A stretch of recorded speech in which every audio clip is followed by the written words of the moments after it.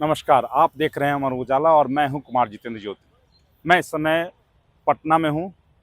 पटना में 30 तारीख को यानी परसों बिहार विधानसभा का उपचुनाव होना है। सीट पे प्रत्याशी का नाम मैं पहले बता देता हूं क्योंकि आगे चलकर इन नामों की चर्चा शायद अभी नहीं हो। इसलिए क्योंकि इस पर भारतीय जनता पार्टी ने नीरज कुमार सिन्हा को उतारा है। प्रशांत किशोर इस पार्टी जन स्वराज पार्टी से अपनी पार्टी से प्रत्याशी हैं और राष्ट्रीय जनता दल ने रेखा कुमारी गुप्ता को उतारा है। बस 3 प्रत्याशी मूल रूप से मैदान में हैं। कुल 25 प्रत्याशी इस बार मैदान में हैं, लेकिन चर्चा 6 नामों की चल रही है। 6 नामों की प्रतिष्ठा दांव पर है। कैसे? आप सबसे बड़ी बात समझिए कि सबसे बड़ी चर्चा नितिन नवीन की है। नितिन नवीन की प्रतिष्ठा इसलिए क्योंकि उनके पिताजी लगभग 2005 के अंतिम दिन तक वो यहाँ के विधायक थे। जब उनके पिताजी का निधन हुआ, 31 साल पहले बने थे वो नितिन नवीन के पिताजी यानी नवीन किशोर सिन्हा 31 साल पहले विधायक बने थे भाजपा के पटना पश्चिम क्षेत्र से। उसके बाद 2006 में जब उपचुनाव हुआ, 2005 में उनके निधन के बाद जब 2006 में उपचुनाव हुआ तो नितिन नवीन बन गए यहाँ के विधायक और उसके बाद लगातार वो विधायक बने हुए थे जब तक वो भारतीय जनता पार्टी के अध्यक्ष बनकर राज्यसभा नहीं गए। देखिए, मेरी बात के बीच में ही बारिश होने लगी है और बारिश के बीच में मैं इसलिए बता रहा हूं क्योंकि नितिन नवीन के साथ साथ और भी चेहरे दांव पर हैं। सबसे बड़ा चेहरा जो दूसरा सबसे बड़ा चेहरा है वो है प्रशांत किशोर का, जो खुद को प्रधानमंत्री नरेंद्र मोदी को किंग बनाने वाला बताते हैं। मतलब कि नरेंद्र मोदी गुजरात के मुख्यमंत्री थे, उनको प्रधानमंत्री बनाने वाला अगर कोई शख्स है तो वो प्रशांत किशोर है। ये ऐसा उनका कई बार वीडियो आता रहा है। तो दूसरा सबसे बड़ा चेहरा ये था।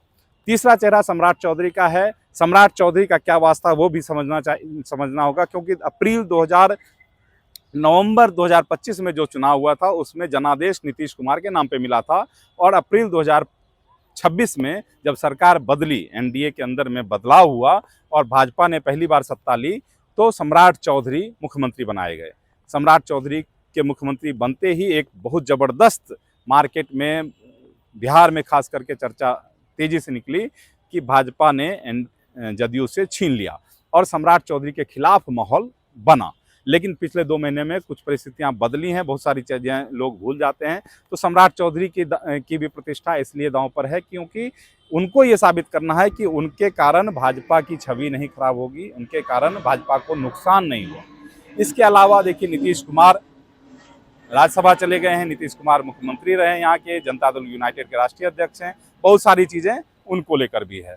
तो उसके बाद सबसे बाद में चर्चा मैं तेजस्वी यादव की करूंगा क्योंकि तेजस्वी यादव और लालू प्रसाद यादव की प्रतिष्ठा इस सीट पर इसलिए है क्योंकि वो पिछले चुनाव में 25 सीटों पर सिमट के रह गए थे, मतलब बिहार विधानसभा चुनाव में, और ये माना गया कि तेजस्वी यादव का फेल्योर है। इसी फेल्योर के कारण जो रोहिणी आचार्य का जो बवाल प्रकरण हुआ उसके पीछे भी यही फेल्योर एक बड़ा विषय था कि रोहिणी आचार्य का विरोध इसमें सामने आया था। तो कुल मिला के आप समझने वाली बात है कि जब चुनाव प्रचार थम गया है और परसों जब मतदान होना है तो कुल बात ये रहेगी कि कौन आखिर यहाँ का की मॉडल है, मतलब किसके प्रति लोग ज़्यादा आस्था दिखाएंगे, किसके प्रति ज़्यादा किसकी प्रतिष्ठा बचाएंगे। ये तो पटना से इस समय इस बारिश के साथ मैं इंतज़ार करूँगा परसों के मतदान का और उसके बाद सबसे बड़ा इंतज़ार 3 तारीख को बिहार विधानसभा के उपचुनाव,